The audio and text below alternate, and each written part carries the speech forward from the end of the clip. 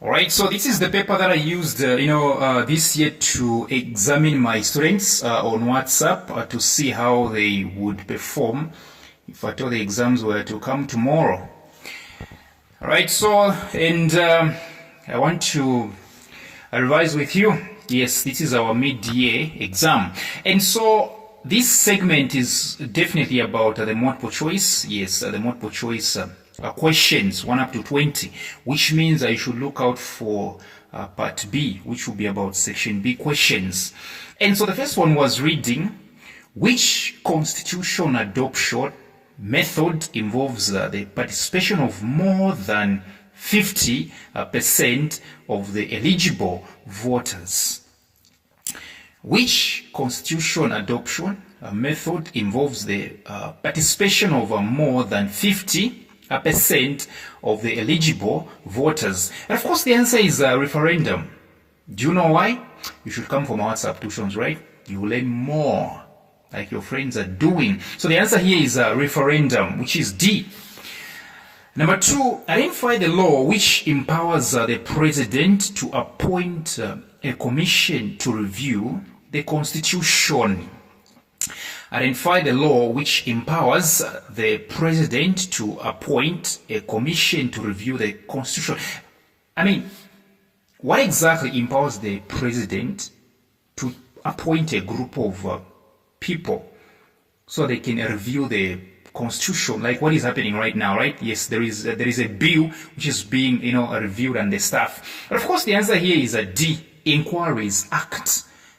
Inquiries Act. Number 3, during the pre-colonial governance, chiefs and village elders worked together to ensure that there was order in their societies. During a pre-colonial governance, chiefs and village elders worked together to ensure that there was order in their societies. This kind of governance showed that chiefs, and of course the answer here is C. Chiefs wanted to defend their chiefdoms against enemies. I think this, you remember, right? Chiefs would even go for wars. Even in the Bible, David would go to the war just to make sure that he protects his kingdom. All right? Against the enemies. This one is very much general knowledge. Chiefs were not doing that for the sake of, having absolute power or having a democratic governance. No. In fact, it was a dictatorship. Okay, so they were doing all that so that they defended their chiefdoms against enemies.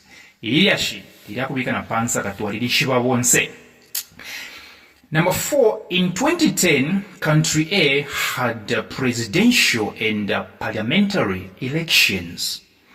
No presidential candidate got an outright majority of votes. In 2010, country A had presidential and parliamentary elections. No presidential candidate got an outright majority of votes. The election had to be conducted for the 2 top winners.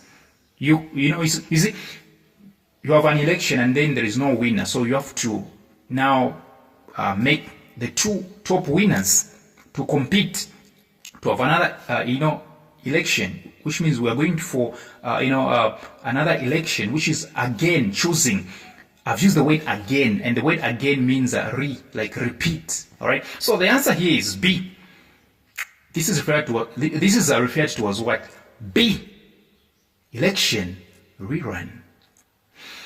Number 5, when an alien, let's say a stranger, let's say a foreigner, when a foreigner or when an alien obtains full rights and privileges of a natural citizen for his or her adopted state, and there is no discrimination of any sort, this means that the naturalization is what?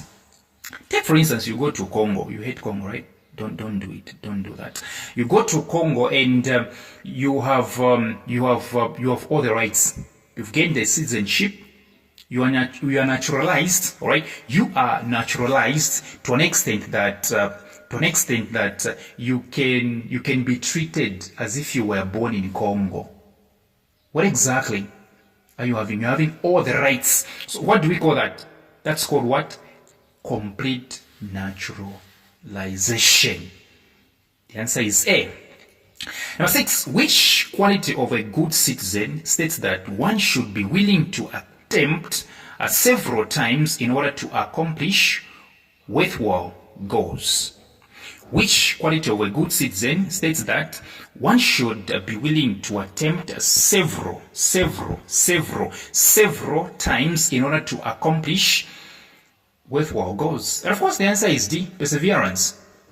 Perseverance is one of the qualities of a good citizen, whereby you're not getting tired, you're pushing hard.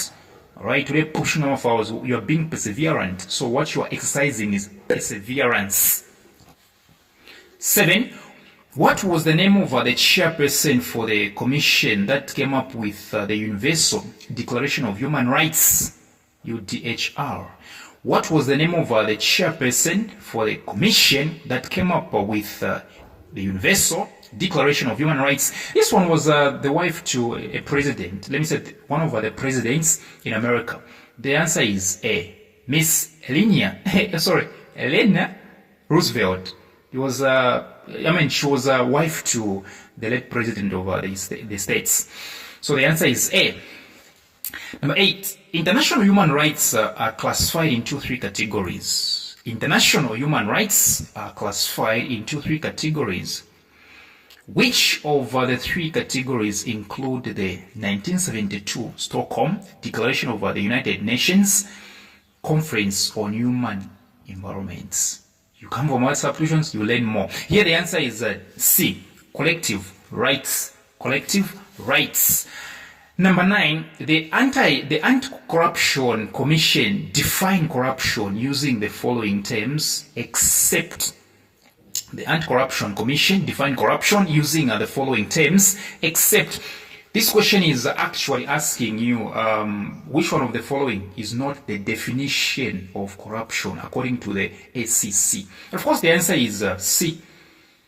Okay.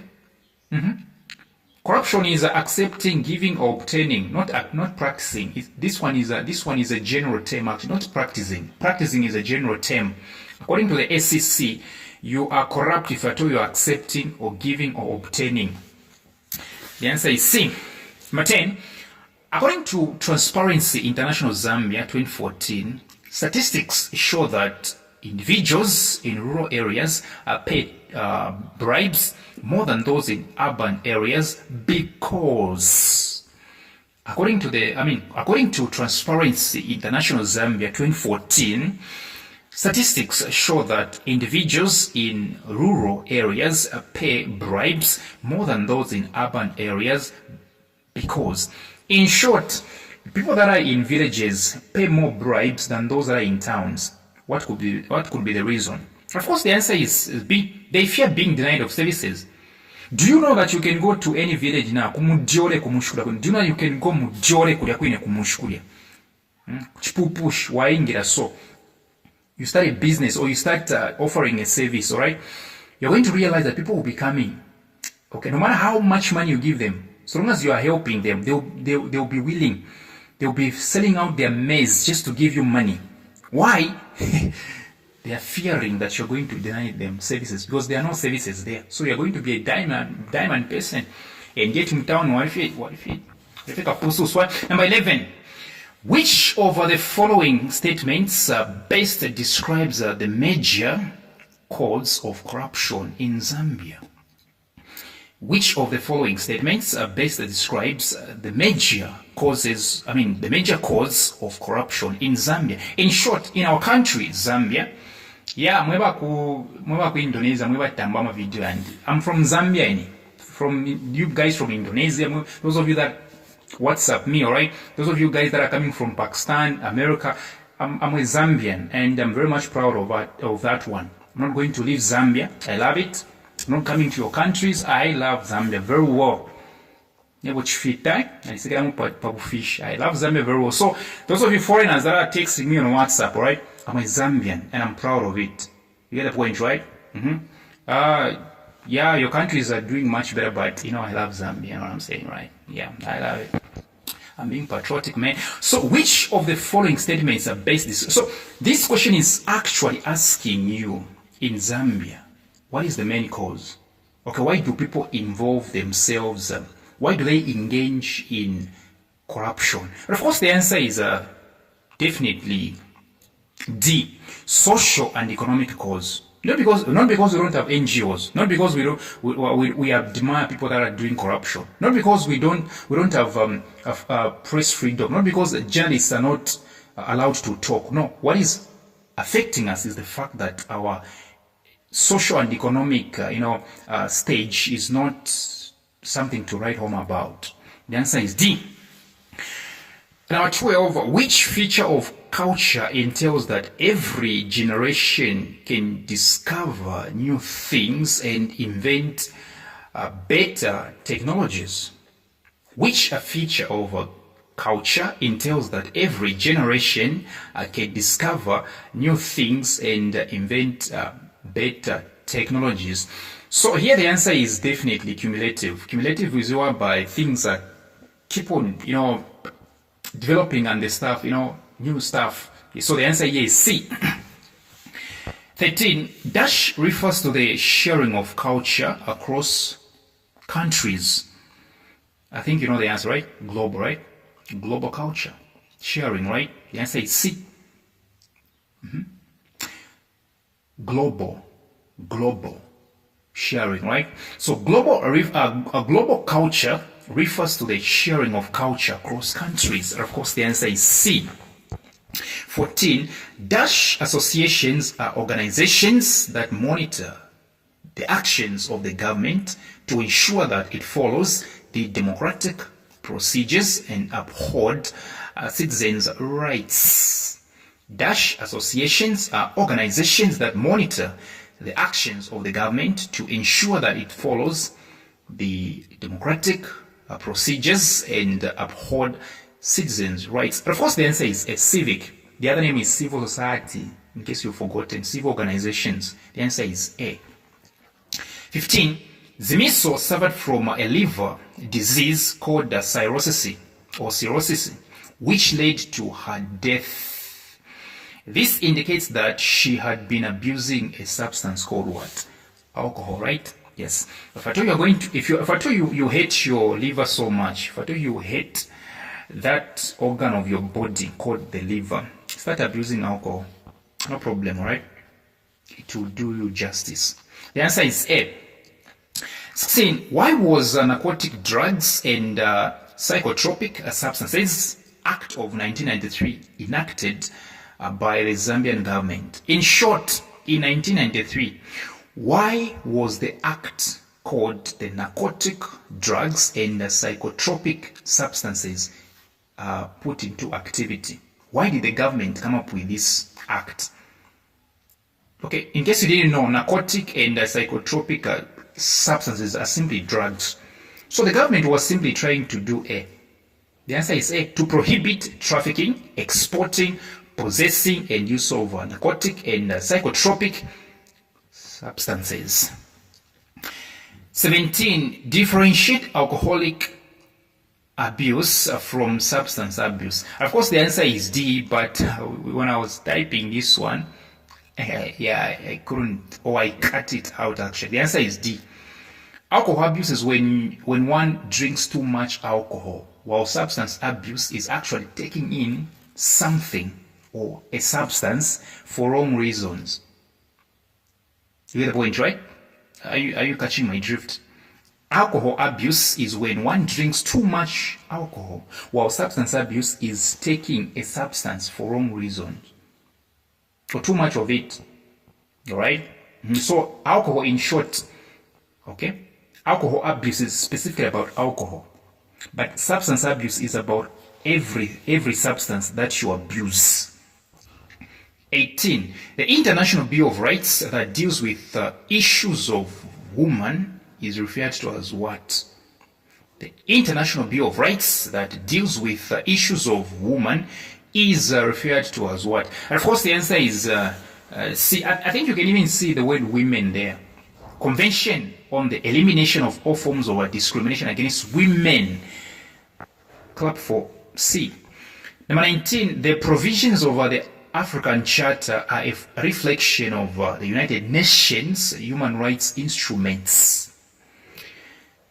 The provision of the the African Charter are a reflection of the United Nations, which is UN for short, human rights instruments. On which traditions are they based on? They are based on African traditions. Now, before I go, come for more substitutions, right? Especially now that you are revising, okay? Yes, so that we revise together. It's only logical, actually.